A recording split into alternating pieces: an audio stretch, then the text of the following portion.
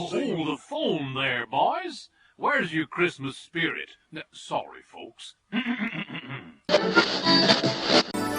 time is here to spread good cheer, the old-fashioned Disney way. From all of us to all of you, a very Merry Christmas. Ah oui, mesdames and messieurs, so glad you could join us. Pull up the chair, for we invite you to... Today, we invite you to join this celebration as the magic of a Disney Christmas fills the air. Merry Christmas. Ladies and gentlemen, boys and girls, Merry Christmas. the Magic Kingdom proudly presents our holiday celebration. WDW Radio, your information station.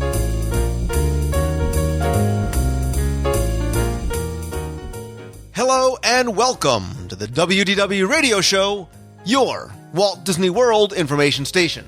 I am your host, Lou Mongello, and this is show number 150 for the week of December 20th, 2009. Thank you for tuning in once again, and a very happy holiday to you and your families.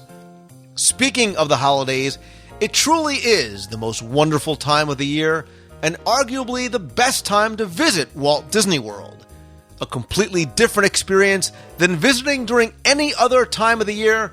There are so many added elements and dimensions to your experience, both in and out of the parks. So this week, we're going to look at some of our favorite things to do during the season, including some must-dos and even a few overlooked experiences as well. I'll play more of your voicemails at the end of the show, so sit back, relax, and enjoy this week's episode of the WDW Radio Show.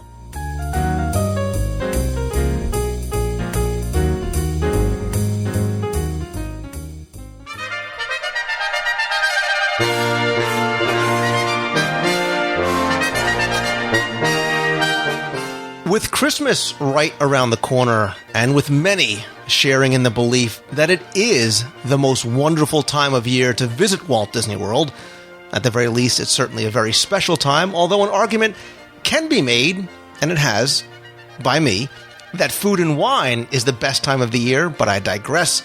I thought we would look at some of our favorite holiday happenings in Walt Disney World other than Mickey's Very Merry Christmas Party, which I've actually covered in depth back on show 95 last year. And to help me talk about some of the things that make Walt Disney World even more special during this time is Chuck Lionberger. He is the Disney daddy, and he's going to join me as we explore Walt Disney World during the holidays. Chuck, welcome back. Merry Christmas, Happy Festivus, whatever it might be for you and your family. Absolutely. Merry Christmas to you, Lou, and it's a thrill for me to be back on the show, and Merry Christmas and Happy Holidays to everybody out there who's listening. Yes, and it's great to have you back. And you know, you and I have talked about this offline before.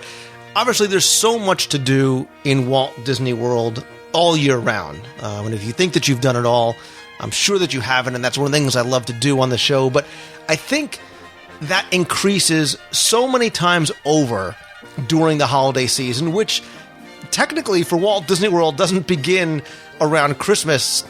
Really, the holidays start about November 1, November 2, when the Halloween decorations come down, the Christmas decorations go up, and the holidays are in full swing at the parks and the resorts.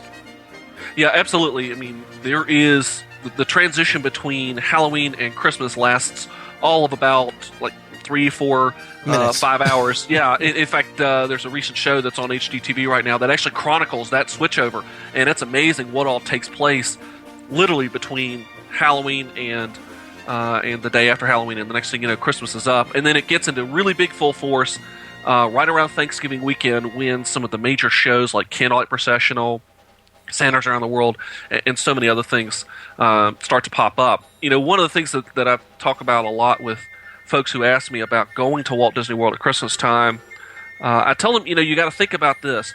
Do you want to do the parks or do you want to do the holidays? Because to be honest, there's no way you're doing it all together in 1 week. It's just too much. So you got to need to make some choices here.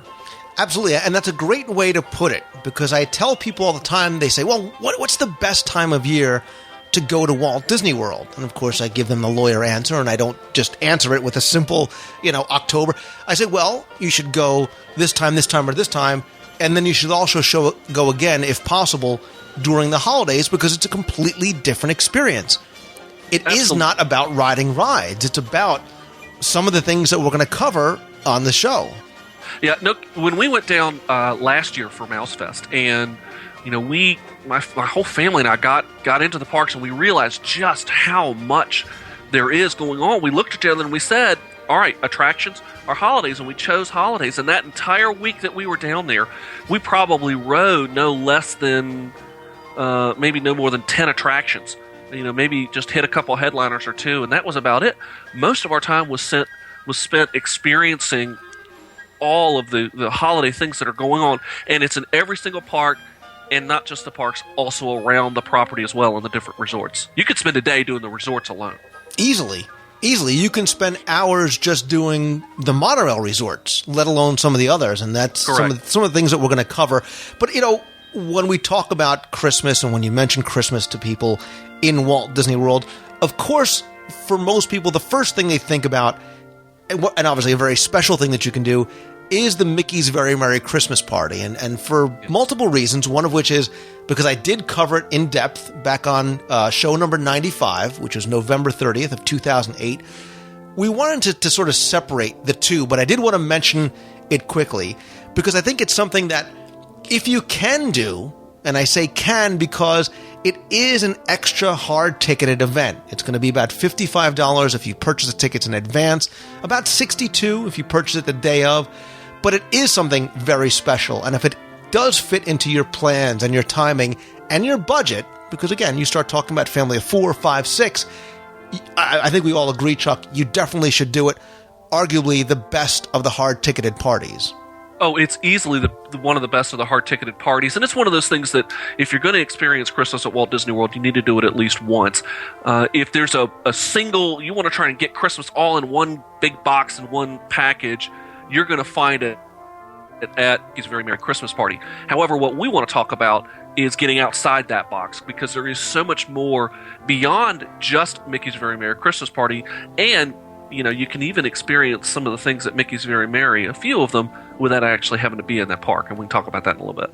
Exactly. And one of the things that we hinted to is one of my favorite things to do, and again, the complete opposite of Mickey's Very Merry Christmas Party, is something that's free. I mean, really, you don't even have to spend dime one to walk into a theme park, because I think going to explore and enjoy and really appreciate the level of detail and the level of incredible holiday atmosphere that's brought into the resorts is absolutely worth taking a day or half a day or multiple portions of multiple days to go do. And for me, and of course I'd be remiss if I didn't bring food into it right off the bat, I love going to check out not just the resort displays, but the edible resort displays, because some of the amazing decorations are made by the chefs in the forms of gingerbread carousels, miniature train villages,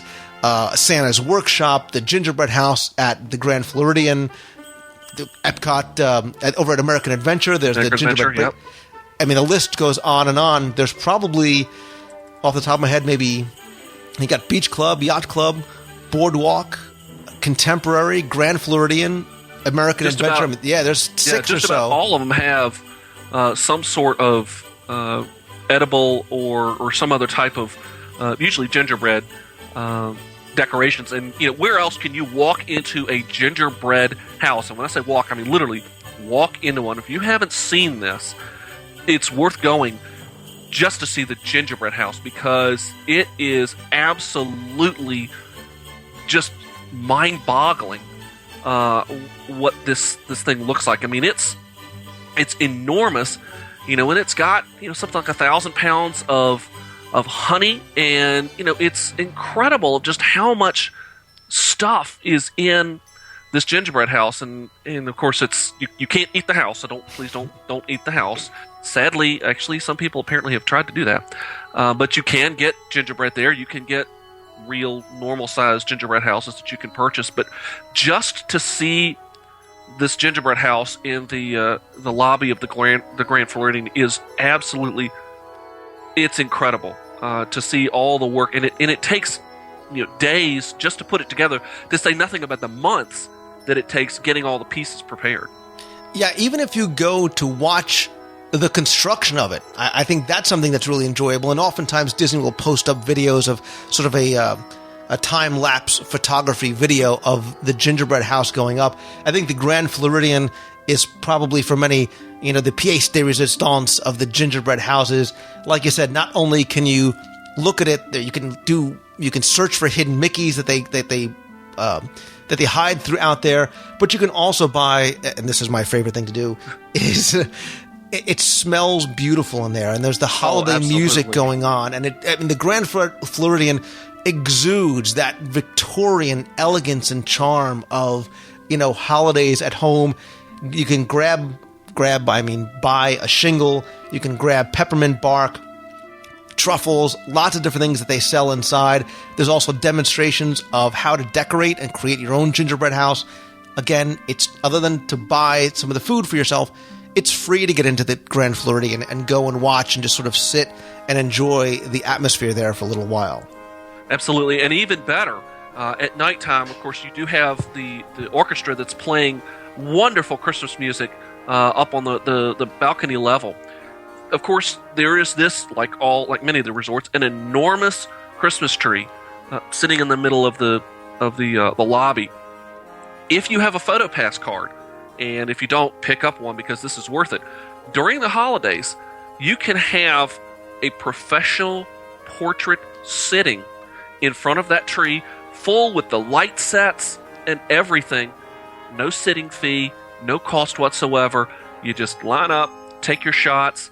Boom, here's your PhotoPass card, and it just goes right onto your PhotoPass account.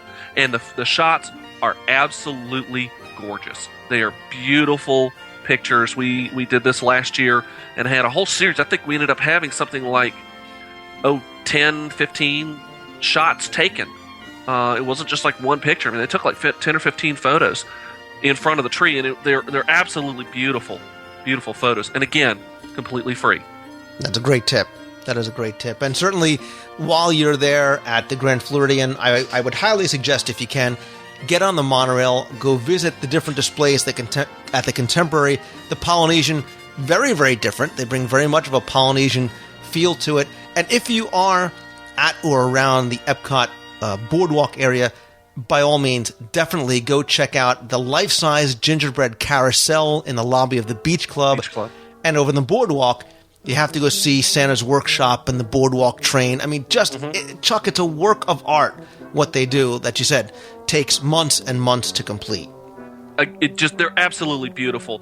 Pulling into an old friend, Samantha Brown, she has done past shows on that. I'm sure you might be able to find them online or get some of the information about those different shows. Watch Travel Channel, they're on, especially this time of year, they're on a whole lot. And she goes in and talks a lot about these different displays, so you can really see them in action and actually see what goes on in the kitchens to prepare these things. But if you've ever thought you've done gingerbread, you need to take a look at this because they're just incredible. Moving displays too. It's in the case of the Beach Club, that carousel really works. Yeah, and it's actually moving.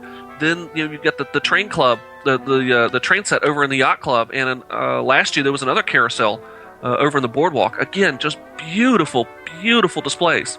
Absolutely, I agree. Incredible.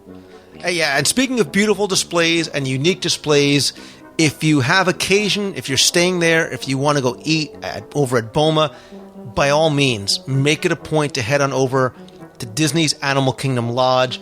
Boma has this little African village entirely made out of chocolate and sugar and gingerbread, very much reflecting the styles of Africa. The tree in Disney's Animal Kingdom Lodge is spectacular. It is spectacular. It's almost beyond description of how just immense it is. To say nothing about its beauty. Just walking and you see it, and it's just huge. It's enormous, and it's incredible. You're going to look at that and just you will physically feel your jaw hit your chest as you look up at this tree, because it's just immense. Okay, so I don't mean to blindside you, but I will, because I just thought about it. So I'm going to put you on the spot and ask you, Alrighty. What is your favorite resort in Walt Disney World during the holidays? Oh, that's almost asking, like, what's my favorite child? You know you have a favorite child, too. It's okay. They don't listen. The kids listen to this. I can't do that, Lou. They enjoy listening to this podcast. But, if I had to pick a resort for the holidays, I love the Beach Club and Yacht Club during the year because, there's no doubt best pool on property, best as far as location and all of that. But when it comes to the holidays, there's nothing like the Grand Floridian, and just being in that whole Victorian setting and feel, walking through that lobby, with all the Christmas music that's going on. You've got the gingerbread house and everything else. And when you walk on the grounds of the Grand Floridian, there are poinsettias everywhere. You cannot turn and not see a poinsettia. I mean, they're absolutely all over the place. So I would probably have to say the Grand Floridian. I'm so happy you said that, because I disagree with you. I'm glad. That's great. Because the one that I wanted to mention is one that we haven't mentioned as yet. And I think when you think about Christmas and the cold, you think about Christmas and the cold and the snow and warming up by a fireplace, there is no better place to spend some time than the lobby of Disney's Wilderness Lodge. It is it's a nice one too. I say it is pretty, but you've got the fireplace, you've got the rocking chairs, you've got the Christmas music, you've got this Pacific Northwest feel to it. You know you're in Florida, but you feel like you're transported as soon as you start driving down Timberline Drive. The amazing tree that actually goes up to the second level, where you can sort of walk, look for the bears, look for the carved bears on the second level. You can look down. You've got the gingerbread village, the music, the rushing geyser, so much going on there. I think it just so embodies that holiday spirit. And I think that ties into a lot about Disney's resorts in general throughout the year, but I think it's amplified at Christmas time. Disney's got a resort that meets your personality, that fits you. If you're sort of that beach style person and you enjoy the beach lifestyle, and beach decor, then obviously the Yacht and Beach Club are gonna do very well for you. Boardwalk the same way. If you like that Victorian elegance, Grand Floridian is going to do very well for you. And if you like that rustic country feel, then the Wilderness Lodge absolutely is for you. And again, talking about Polynesian as it's named, the Asian feel. Again, there's a resort for you, all somewhere on that property that will meet your personality. And I think I've talked about this on the show before with somebody else about how, again, like you, the Beach Club is my favorite resort for a variety of reasons, location, beaches and cream, but you can almost tailor your resort depending on the time of year or the type of vacation you want to spend. And this is obviously a separate subject, but when you want to sort of get away and you want that quiet, laid-back isolation, you can go to Old Key West. When you want that ultra-modern sort of hip thing, you go to Bay Lake Tower. When you want to feel as though you've escaped to the Hawaiian Islands, you go to the Polynesian. So there is something different depending on how you want a vacation. But that, again, separate conversation, which we'll pick up. But again, whatever you're looking for, there's a place for you that'll fit. Absolutely. So let's jump over to the parks. And again, we're going to stay away from the Magic Kingdom at this point, and specifically the Christmas party. But I want to go over to one of my must-dos, and I think it should be on everybody's must-do list. And again, continues to get better over the years. That's over at Disney's Hollywood Studios, the Osborne family spectacle of Now Dancing. Lights. Yes. I saw them again this year. I mean, they really should be called the Osborne family spectacle of spectacular dancing lights. I just think it's just the Osborne Spectacular. I don't think you need to say anything else. It's just spectacular. I pulled up some numbers about Walt Disney World. Across the entire resort, and this is everything, all the parks, all the resorts, Disney puts up somewhere around 8.5 million lights. That's a lot. That's a ton of lights.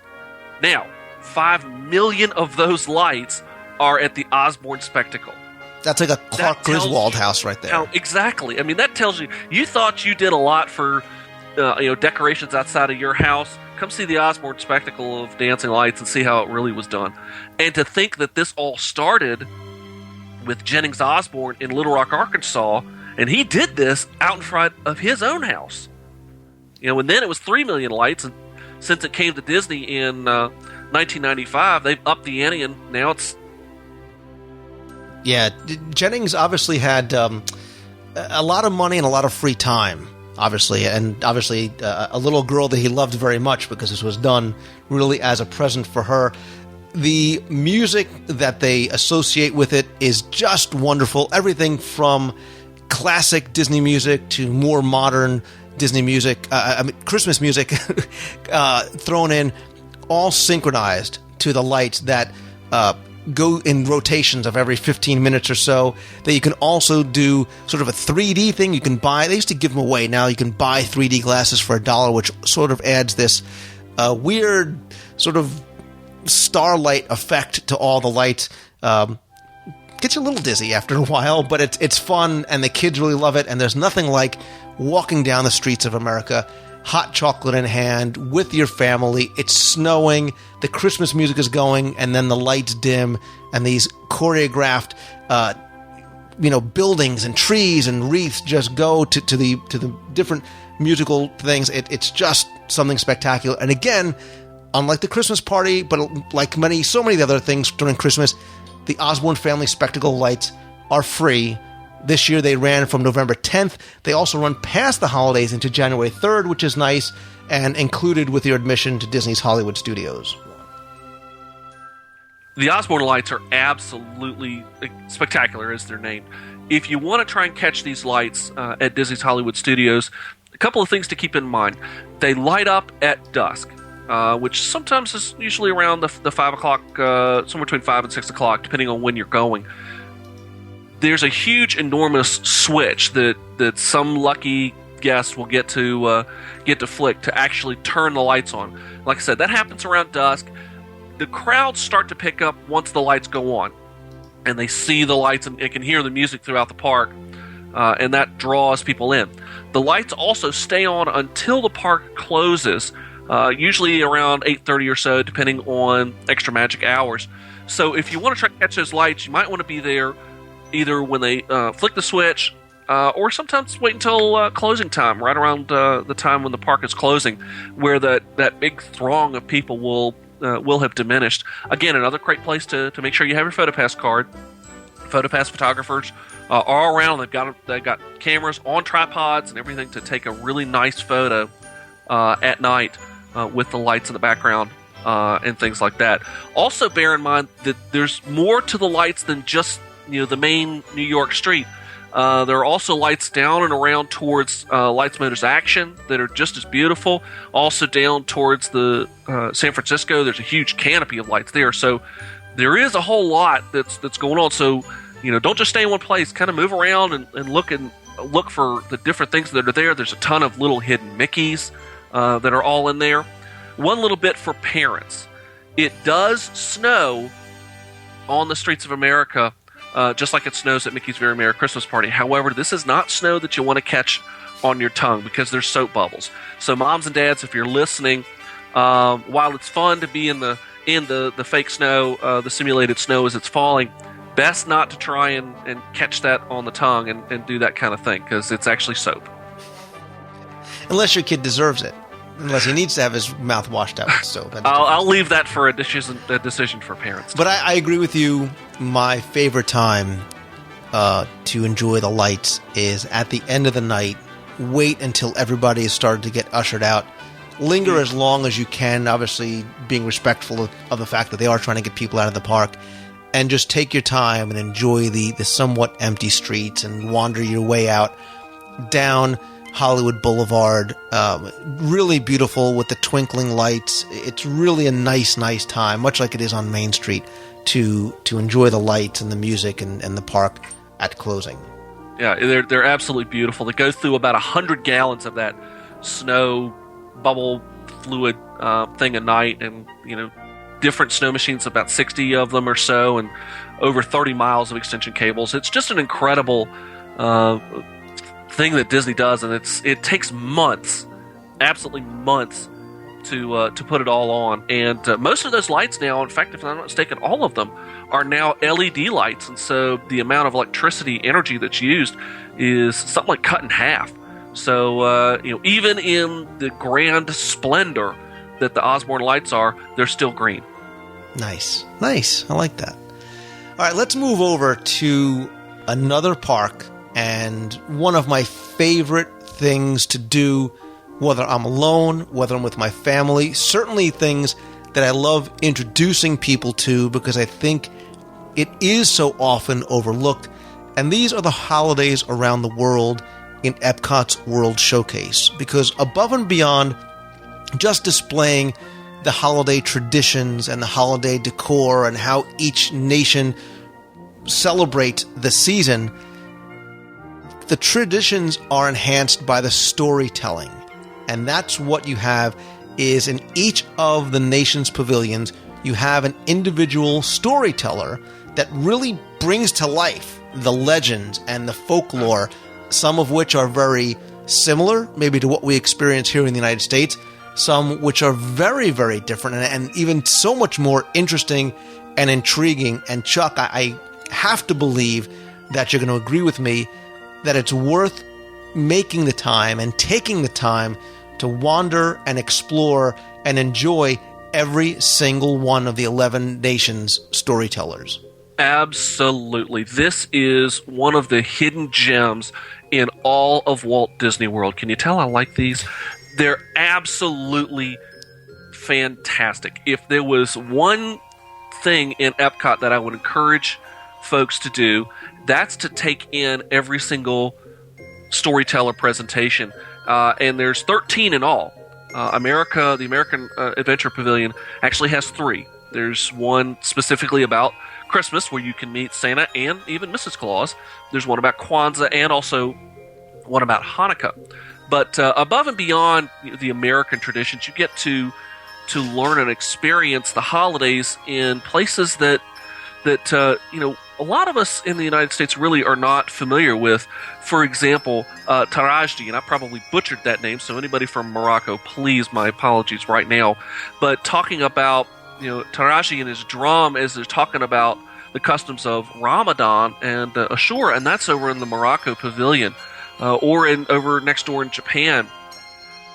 Hearing the story of the Daruma doll and the Japanese customs of the New Year, where in Japan the turning of the New Year is a very big event, and then of course there is Father Christmas in the United Kingdom Pavilion, who is very, very similar to our own Santa Claus, and so each of the pavilions has a wonderful story to tell, a very moving story to tell, and it's all about the holidays, not just Christmas, even more the holidays, the New Year, Hanukkah, Kwanzaa. So more than anything else in Epcot, even more than the Candlelight Processional, and I know that almost sounds like heresy, but even more than the Candlelight Processional, I really enjoy the holiday storytellers. And you can get the chance, again, for parents, these are great photo opportunities after the story is told. Usually the presenters will hang around for a few minutes and you can get photos with the different Santas. Something that we have done for many of them, not all of them yet, because we haven't been able to take photos with all of them, is to put them into a book. And so we have a book that we set up and display during the holidays with photos of the kids with the different holiday storytellers in Epcot. And so it's, I really, really like this tradition at Epcot, and highly, highly recommend it. As I say before, this is a Disney Daddy must-do. I think that there is just so much that you can take from the holiday storytellers, from an entertainment point of view, from an historical point of view, from a religious point of view, from a cultural point of view, social. I mean, so much that you can do. And I love the fact that the stories and the folklore ranges from everything from the religious, whether it's the Three Kings in Mexico, to very non-traditional concepts of the holidays. So, for example, the Monkey King in China is a great story of this Monkey King's birth from stone and how he acquired his wisdom. I mean, it's a wonderful tale that has nothing to do with Christmas trees and elves and presents and things like that, but really gives you a look into the culture, the Chinese culture. La Befana in Italy, again, and I think this is what people should enjoy doing too, is if you have a background or if your family comes from a certain part of the world, it's great to go and learn about how it's celebrated there and maybe trace your roots back to there. Even if it's Christmas, go to Canada and learn more about Santa Claus from where he's, quote unquote, where he lives, where his home is over at the North Pole. One of the things I like to do, and I think I wrote about this when I did an article about this for Celebrations Magazine, excuse the plug, but I want you really to learn more about these storytellers, is I think it's fun too to browse through all the pavilions after hearing the stories, because there you can really talk to the cast members, learn about some of the traditions from the early days, from the stories of the Monkey King to how it's celebrated now. You can, and I like to go and buy something from each. So you mentioned Japan, one of my favorite pavilions. You can go and buy a small or large Daruma doll, where you can go into Germany and find out about the pickle tree and talk to the cast members there. Yes. Same thing, France, Japan, Morocco, everywhere. And there really is something to be gained for kids, for adults, and you can really, and you should make, arguably, a full day out of it. And, of course, leave yourself time to eat as well. Oh, well, naturally, and of course, while you're going around the world. Now, Lewis, they say turnabout's fair play, so I get to put you on the spot now. Which of the 13 do you like the best? Okay, so I'm going to give you the lawyer answer because I knew you were going to do this to me. So, certainly from a heritage point of view, you know, I say, well, I have an Italian-American background, learning of La Befana, this witch, as opposed to a Santa Claus, and getting the cultural and the religious stories about what happens on Christmas Eve and the Epiphany and the search for baby Jesus is of interest to me. But again, when I hear the Monkey King and you see the Monkey King, who looks very, very different, the way they're all made up in these traditional, is fascinating to me. But I like to also compare sort of the Santa Claus versus Father Christmas versus the Norwegian, I'm not even going to try and butcher, Julenissen. Thank you. So Julenissen. Thank you. Excellent. Good enough Norway. for me. My favorite there, Sigrun and Julenissen. If you have to catch one, be sure to see the Norway Pavilion because it's a wonderful, fun, and very interactive experience there in Norway. So Yeah, yes, I like Mischievous Julenissen. I like learning about the different ways it's celebrated around the world, and I think it's fascinating to me. It's fascinating. So Yeah, they're absolutely wonderful. And again, this is when you go to Epcot. You know, you can see Soarin', you know, all year round. You can experience Spaceship Earth. You can do Mission Space and Test Track. But this is something that's truly unique. This is the heart of World Showcase.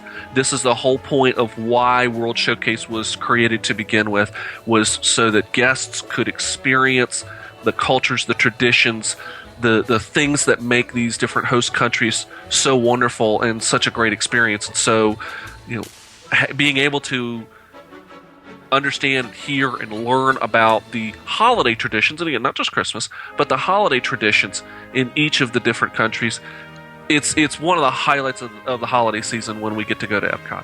And nice segue, Chuck and Lou, because I think you should make a day, you know, get into Epcot and get into World Showcase at 11 o'clock when World Showcase opens. Make your way around. Be sure and visit and really explore all the pavilions, because then at night, something really special takes place. Again, included in your park admission, just to be clear. No matter what you celebrate, even if it's just the holidays, it's just the season, the Candlelight Processional at the America Gardens Theater, which tells the biblical story of Christmas with the large choir and the orchestra and the Christmas carols and the celebrity narrator is just something that you have to see. And because the narrators change, Chuck, you really can, if possible, see more than once and get a different experience out of. Oh, absolutely. Not just the narrators change, but the mass choir changes. The mass choir is made up of some local high school kids, but then also traveling high schools. In fact, a couple of high schools from here where I live in Roanoke have gone on down to perform in the Candlelight Processional, and they do this on a yearly basis. So choirs from all up and down the East Coast and even across the nation will come and perform in the Candlelight Processional, and it's incredible. It's very moving and incredibly inspirational. Of course, it's the telling of the Christmas story that the narrator reads and tells the Christmas story, and then the mass choirs do something similar in song and sing different Christmas carols. It is very, very, very popular. So if you want to get a seat at the Candlelight Processional, you've got two options that you need to think about. Disney does offer a candlelight dinner package. This includes lunch or dinner at one of the restaurants in Epcot's World Showcase. There are different restaurants and different packages available, so if you're interested, probably best to go on to the Disney website at disneyworld.com and read up on the different packages. And they can get pricey, from the lunch version at around, say, $33 to upwards of $60 per person, depending on dinner, and it varies depending on where you're going to eat and what show you're going to see.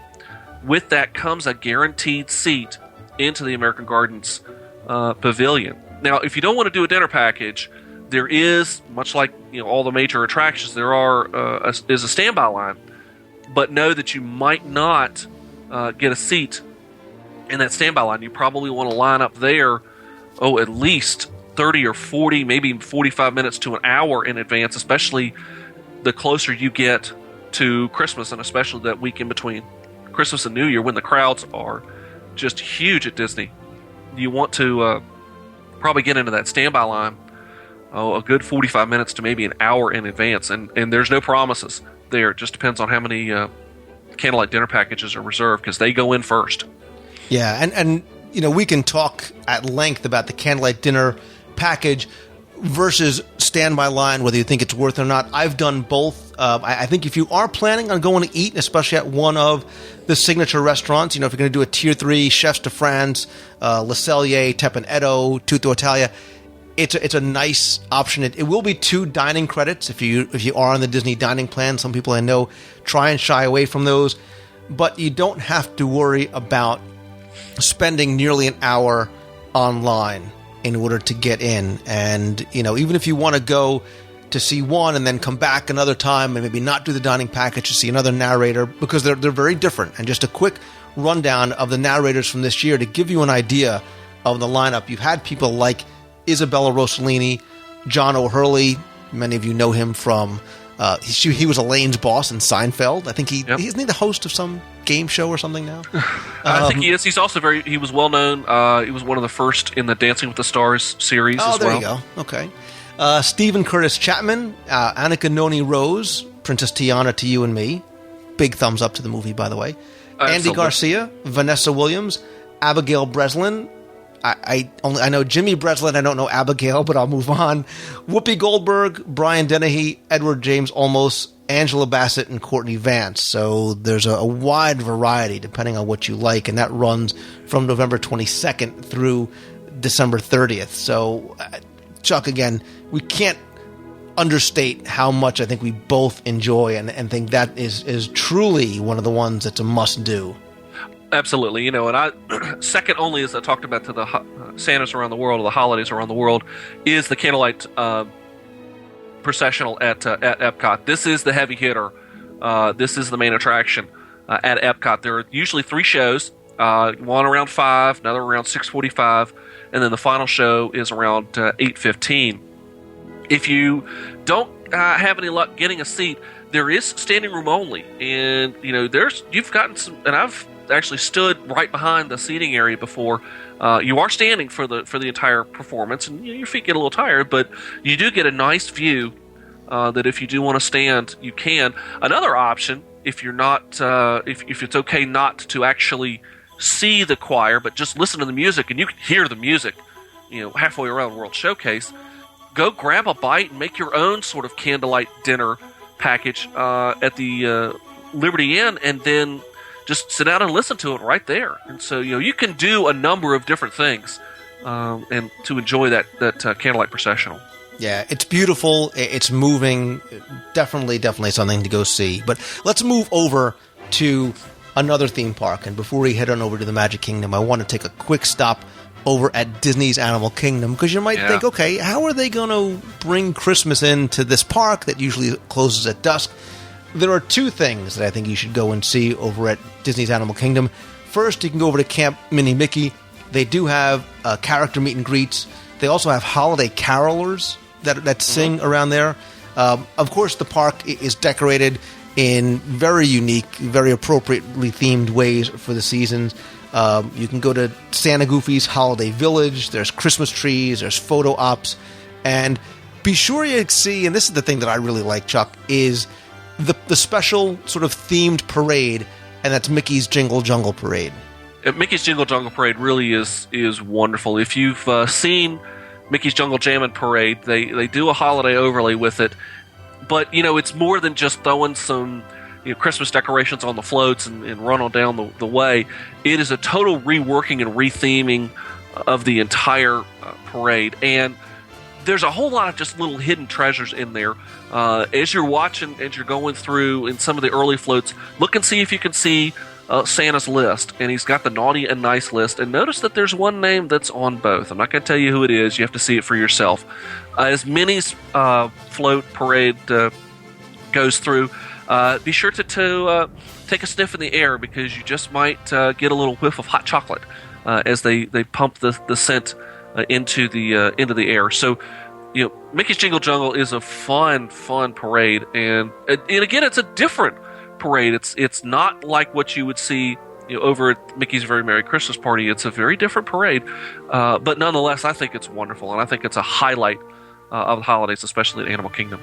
I definitely agree. I definitely agree with you. And again, I think a lot of people overlook heading over to Camp Mini Mickey. So if you can, you should definitely make your way out and check it over there. But I want to go, before we head outside the parks, I think we need to mention the Magic Kingdom insofar as not doing Mickey's Very Merry Christmas Party, because certainly it goes without saying, we've talked about it at length, how well it's decorated for the holidays. And there are a lot of other things to do and other things to see there beyond the Christmas party. And I think the one that comes to mind, certainly beyond just how beautiful Main Street is walking down and the poinsettias, is at night.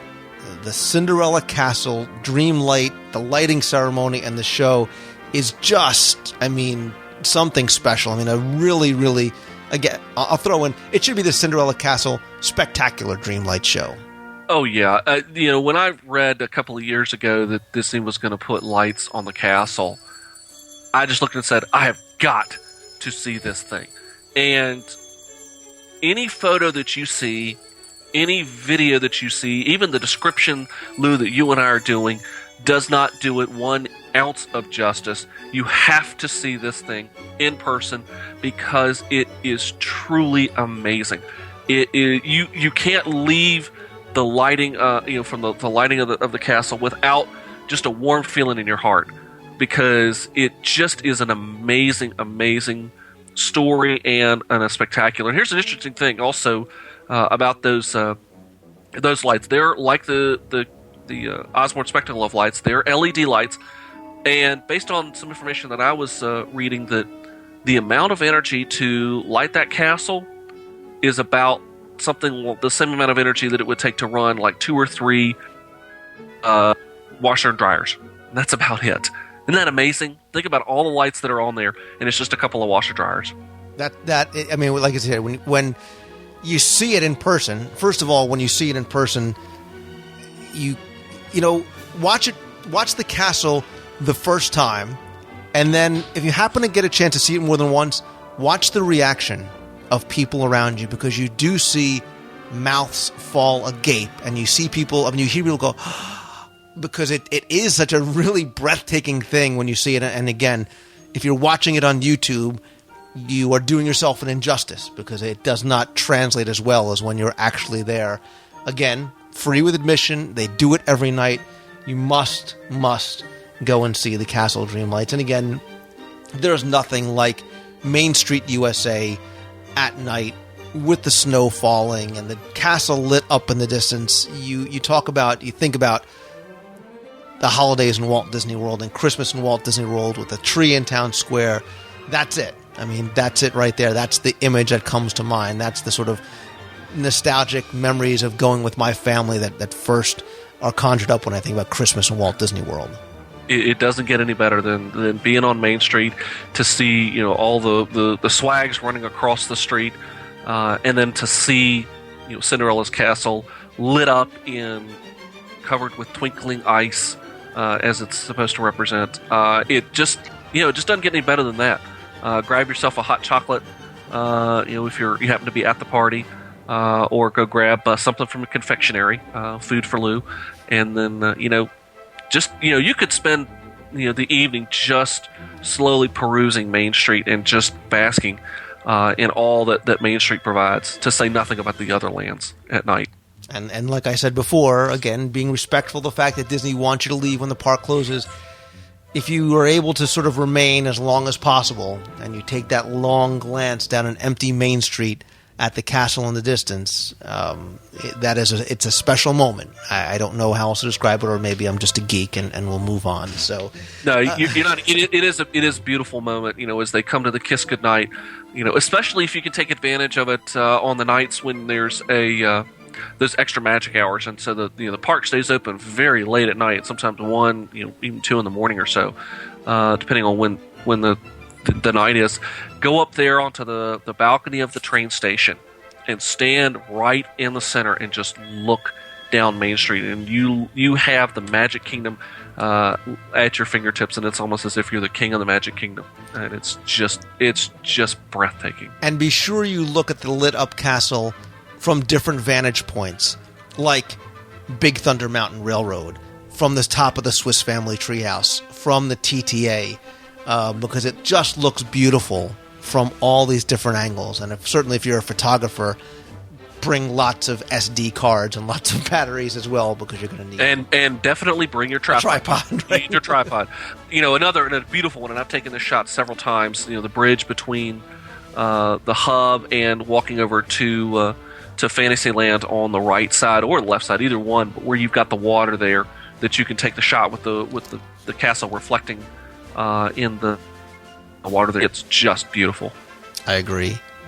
But what I want to do is I also wanted to talk about a couple of maybe overlooked experiences, some of which you may have run across, some of which you haven't, and one that's new for this year. And it's one of the overlooked experiences is a very, very simple one, and you can find him. The guy gets around, and I mean that in a good way. But if you're looking for Santa Claus, so many times people come to Walt Disney World, you're looking for Mickey, you're looking for a certain character. Well, you come for Christmas, you're looking for Santa Claus. You can find him during the Christmas party. You can find him in World Showcase.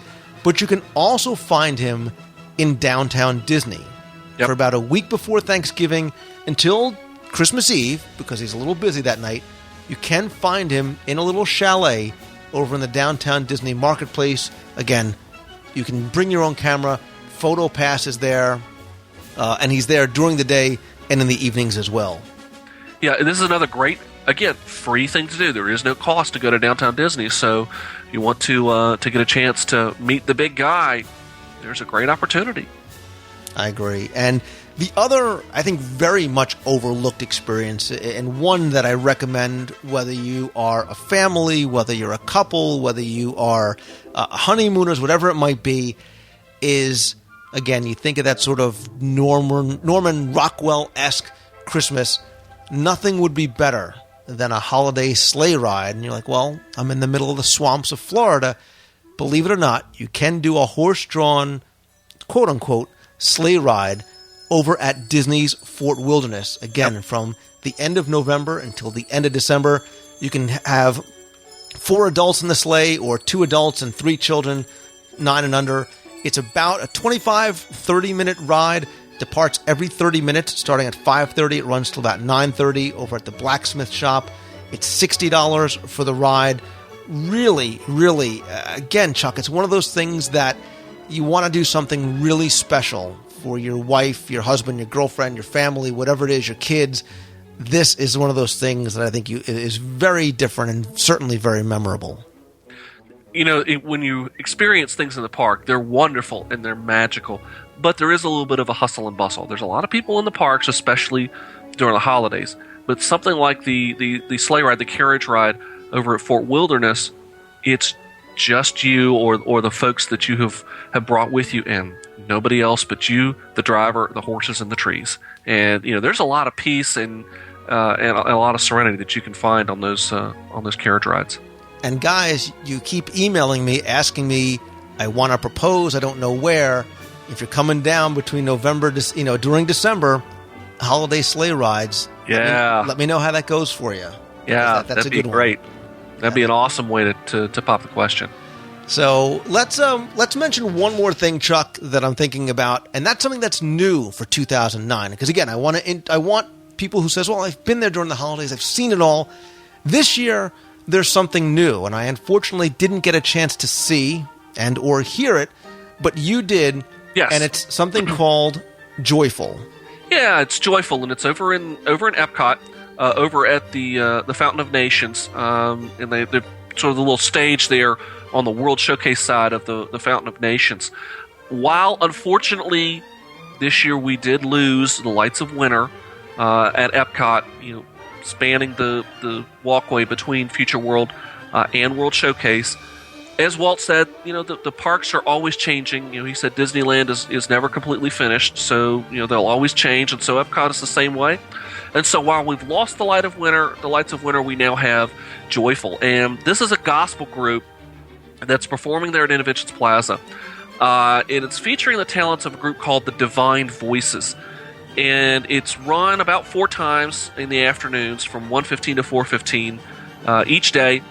There's gospel, inspirational music mixing with jazz, soul, R&B to sing Christmas songs, and it's a wonderful show to listen to. Again, there's no cue or anything like that. You just kind of walk up to it and enjoy it, and you can't help but sing along.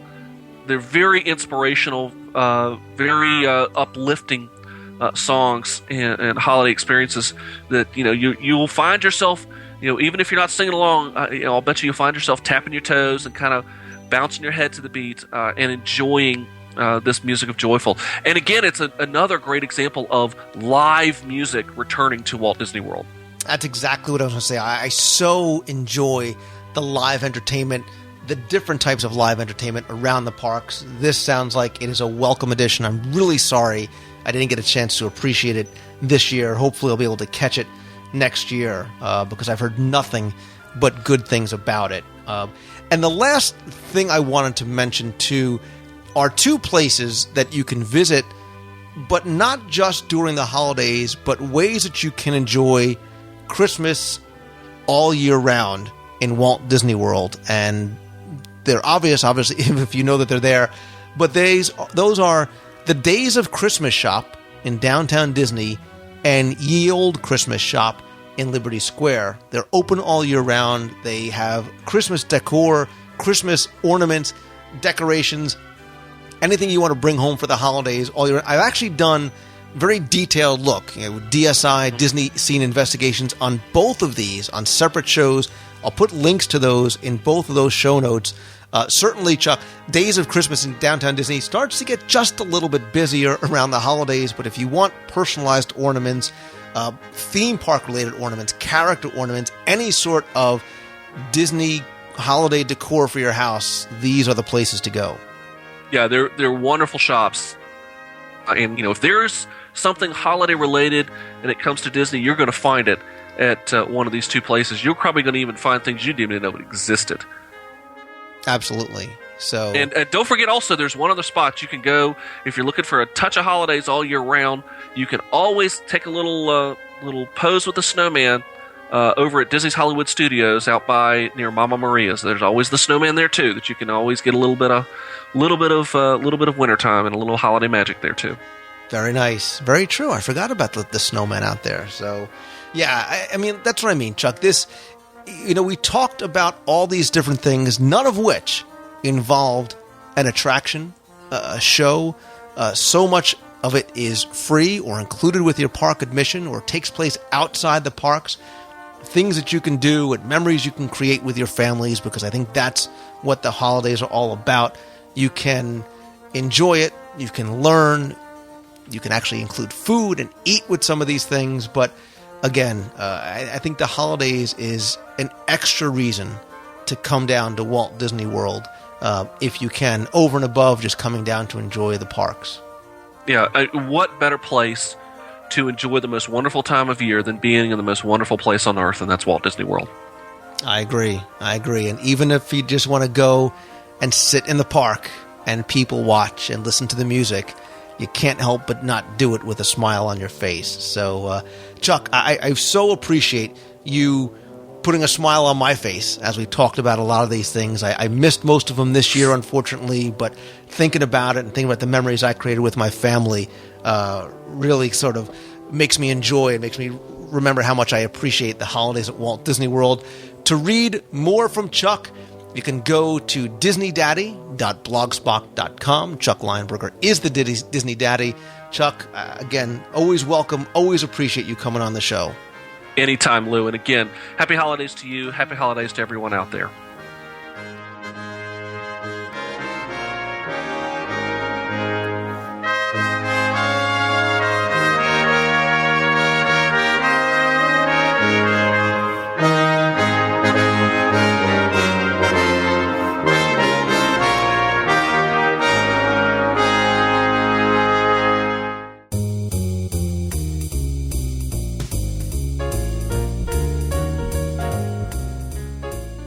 That's going to do it for this week's show. Thanks go out to my guest, Chuck Lionberger. He is DisneyDaddy.blogspot.com. And this week, for so many reasons, for this part of the show, I want to do nothing but say thanks, not just to my guest, but to each and every one of you for taking the time to listen and for all that you continue to do to show your support, not just for the show, but for me as well. I've always considered it a privilege to have you let me into your life each week, and whether we've met or not, I've always felt as though you were all my friends and part of my extended family. And with what I've been going through personally lately, you've all shown me more than ever with emails and texts and forum and Facebook and posts and Twitter messages, and that has been the best Christmas gift. So during a time of year when it's all about family and friends, I want to give you all my most heartfelt thanks for the gift of support and friendship that you've all given to me. Thanks also to my partners and my friends, Becky from Mouse Fan Travel, Sarah from All Star Vacation Homes, and Chantel from DVC by Resale.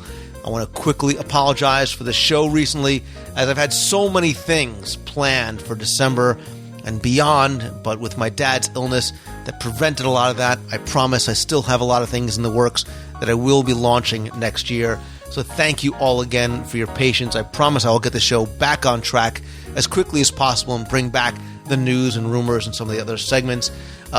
Speaking of things that I've had to change around a little bit, although I did have to cancel the last meet of the month in December, and thank you to everybody who showed up. I'm happy so many of you got together and spent some time together.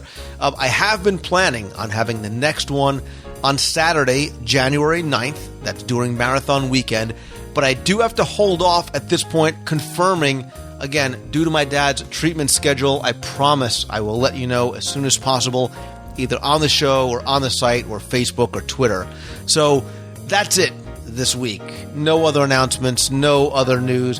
I want to thank you all again for everything, and I want to wish you and your families the very merriest of Christmases, and no matter what you celebrate, and even if it's just the season, I hope that you enjoy the time with those that you love, and more than ever, whether it's a gift to yourself or a New Year's resolution, you owe it to yourself to think about your dream and take the first step towards following it.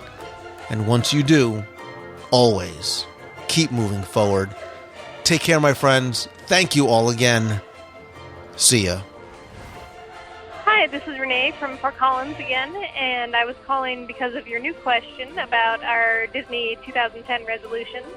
And my resolution is to get into Toontown and take a whole bunch of pictures of everything before it's gone. It's not one of my favorite areas of the park, and so it's one that I don't visit very often and haven't taken a lot of pictures of. But there's a lot of great details, and they really did a lot of work to make sure that it didn't just look like the temporary land that it was set up to be. So want to get in and get pictures and little bits from there before I don't have a chance to anymore. Great show again. Thanks so much. Bye. Hey Lou, this is Brian Rainey again from Kansas City, Missouri. Just calling from Main Street at the Mickey's Very Merry Christmas Party. I'm currently on day 6 of a 10-day hopper pass and having a blast. Talk to you later. Hey Lou, what's going on? This is Randy, Shawnee, Kansas. It is December 12th. 2009. I'm a little excited. It's 4 p.m. and I'm taking my first walk down Main Street. I got a whole week ahead of me. Very excited. Just I'm giving you a call as I'm walking down Main Street. You can hear the sounds in the background. Oh, it's a wonderful, cloudy day, but it's always sunny at Disney World. Thanks, Lou. Hey, Lou, it's Josh, and it is Thursday. And I just wanted to, I haven't called for a couple weeks, and I wanted to say, I'm sure all of you know that, for all of you that don't know, Roy E. Disney, Walt Disney's nephew, passed away on Wednesday, December 16th. And I just wanted to say that it really seemed sudden, and I didn't know that he had stomach cancer. And I was actually privileged enough over the summer, because I collect autographs through the mail, that I had sent him 2 items, and he was generous enough to send them back. And so I was really shocked when I read last night on a post by Tim that he had passed away. And but you know what? Now he's up there, and he's with his dad and his uncle and his aunt, and it's great. So I just wanted to say thank you, Roy, for all that you've done, and you were a great influence on the company. And I guess that's about it. So remember, everybody, if we can dream it, we can do it. Thank you. Bye. Hey Lou, what's going on? This is Brian Rainey. I'm from Kansas City, Missouri. Just calling from Walt Disney World in Florida, and I'm really blessed and really fortunate. I've called twice from Disneyland this year, but I thought I'd do something different and call you from Disney World. So that's where I am. And just got off Small World. I don't know if you can hear the music in the background, but it's the day at Animal Kingdom. Had a good, awesome breakfast at the Tusker House. Had a good meal at the Japanese Pavilion in Epcot. And I think Thursday we have a lunch with an Imagineer, so that should be cool. Anyway, the weather's beautiful, and hope to see you down here soon. See you. Bye. If you two don't straighten up, I'm gonna pull a plug on both of you. Now say goodbye. So long, everybody. Happy holidays.